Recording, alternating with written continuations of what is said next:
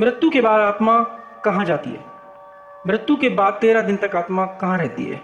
आपने गरुड़ पुराण में सुना होगा या पढ़ा होगा या कहीं देखा होगा। तो गरुड़ पुराण के अनुसार कुछ बात और कुछ धारणाएं उल्लेखित की गई हैं। पहले मैं एक वीडियो इसकी आत्मा के ऊपर, मतलब मृत्यु के बाद क्या होता है, उसके ऊपर बना चुका हूँ।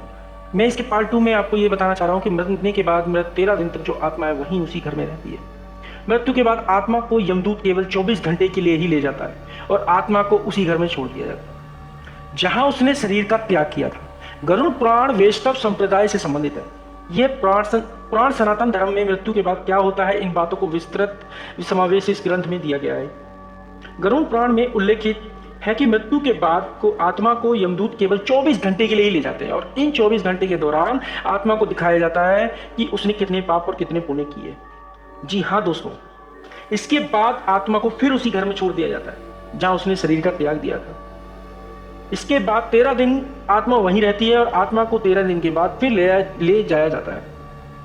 पुराणों के अनुसार जब भी किसी मनुष्य की मृत्यु होती है और आत्मा शरीर को त्याग कर यात्रा प्रारंभ करती है तो इस दौरान उसे 3 प्रकार के मार्ग मिलते हैं, जो क्रमशः अर्ची मार्ग, धूर्व मार्ग और उत्पत्ति विनाश मार्ग है। यह मार्ग 13 दिन बाद मिलता है, जो कि उस व्यक्ति द्वारा किए गए कर्मों के अनुसार होते हैं। अर्ची मार्ग ब्रह्मलोक और देवलोक की यात्रा के लिए होता है, वहीं धूर्व मार्ग पितृलोक की यात्रा पर ले जाता है और उत्पत्ति विनाश मार्ग नरक की यात्रा के लिए है।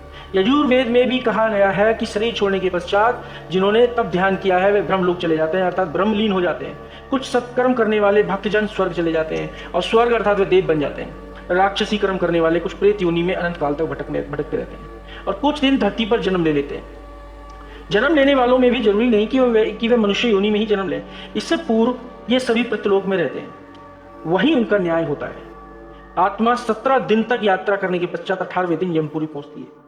जी हाँ दोस्तों, सबसे पहले बात करें तो यमलोक के 4 द्वार होते हैं। 4 मुख्य द्वारों में से दक्षिण के द्वार से पापियों का प्रवेश होता है। यम नियम का पालन नहीं करने वाले निश्चित ही इस दरबार के प्रवेश करके कम से कम 100 वर्षों तक कष्ट झेलते हैं। पश्चिम का द्वार ऐसे जीवों का प्रवेश द्वार होता है जिन्होंने दान पुण्य किया हो, धर्म की रक्षा की हो, अर्थात यानी कि तीर्थों में प्राण त्यागे हों। उत्तर के द्वार से वही आत्मा प्रवेश करती है जिसने जीवन में माता पिता की खूब सेवा की हो, हमेशा सत्य बोलता रहा हो, हमेशा मन वचन कर्म से अहिंसक हो। पूर्व के द्वार से उस आत्मा का प्रवेश होता है जो योगी, ऋषि, सिद्ध और सबुद्ध होते हैं। इसे स्वर्ग का द्वार कहते हैं। इस द्वार में प्रवेश करते ही आत्मा का गंधर्व, देव, अप्सराएं स्वागत करती हैं। दोस्तों, आपकी जानकारी के लिए बता दूं कि इस तरह आत्मा अलग अलग मार्ग में चली जाती हैं, यहाँ कर्मों के अनुसार और यमराज द्वारा तय किए गए समय तक रहती है। अच्छी मार्ग ब्रह्मलोक उत्तम माना जाता है। यदि किसी भी व्यक्ति ने जीवन भर कोई भी पाप या बुरे कर्म नहीं किए तो उसे मोक्ष उसी को प्राप्त होता है। कहने का मतलब है कि अगर आपके मन में पाप, वासना और बदले की भावना रही है तो आप मोक्ष प्राप्त होने में बहुत ही मुश्किल होगी, बहुत कई रास्ते जो गरुड़ पुराण और ये पौराणिक कथाओं के आधार पर। तो उम्मीद करता हूं कि आप सभी को वीडियो बहुत पसंद आया और ऐसी ही इंटरेस्टिंग वीडियो देखने के लिए चैनल को सब्सक्राइब करें, बेल आइकन को भी दबा दें और फिर मिलते हैं एक नई और अमेजिंग वीडियो के साथ। तब तक के लिए धन्यवाद।